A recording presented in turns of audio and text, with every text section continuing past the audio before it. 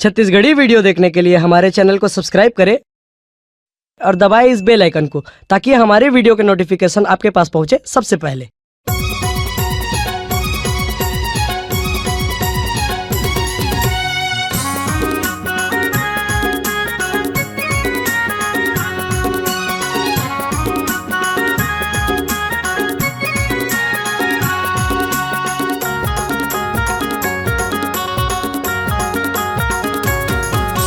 तोर मयामा बैहा हो गयो रे, तोर मयामा बैहा हो गयो रे। पारा मोहल्ला के टूरा मन के सबके बिहा हो गे रे, पारा मोहल्ला के टूरा मन के सबके बिहा हो गे रे।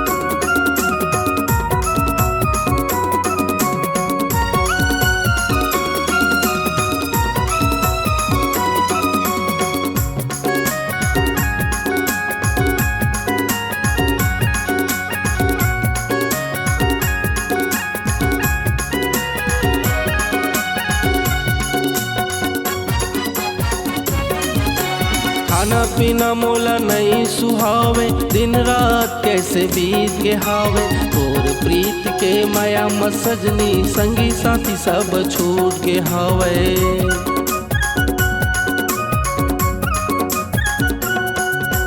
गुनत बैठे रही थो डेहरी दुआरी, पल पल लाठी सुरता।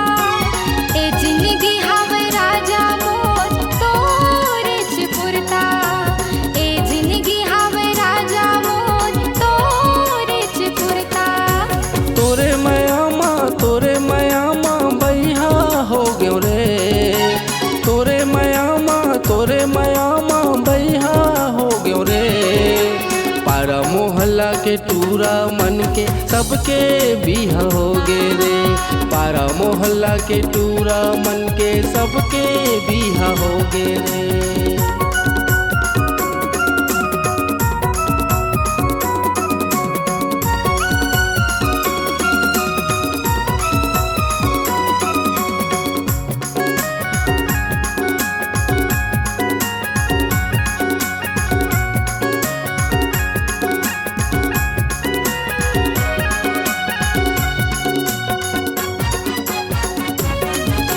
नहीं देखो तोला एको बेरा सुरता मोला आथसो, रही रही के याद सताथस बैहा कर जाथसो।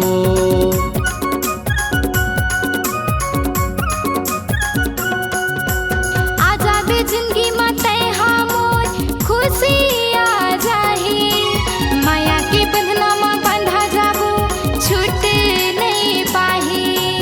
माया के बंधना में बंधा जाबो छूट नहीं पाही।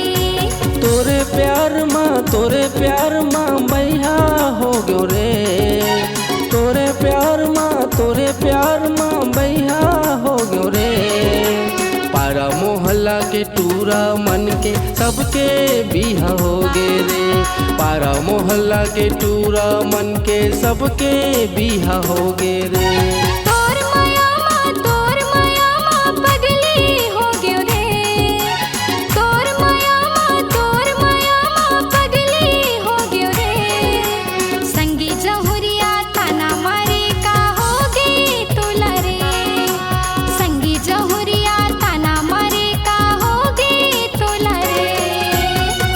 मोहल्ला के टूरा मन के सबके बिहा हो गे रे, संगी जहुरिया ताना मारे का हो गे तोला रे। पारा मोहल्ला के टूरा मन के सबके बिहा हो गे रे। अगर आप अपनी आवाज को एक नया आयाम देना चाहते हैं तो चले आइए मल्टी ट्रैक डिजिटल रिकॉर्डिंग के लिए संपर्क करें HK म्यूजिक कंपनी, कोटा डबरी, चांपा। छत्तीसगढ़। मोबाइल नंबर है 9329238487 और 8085380339।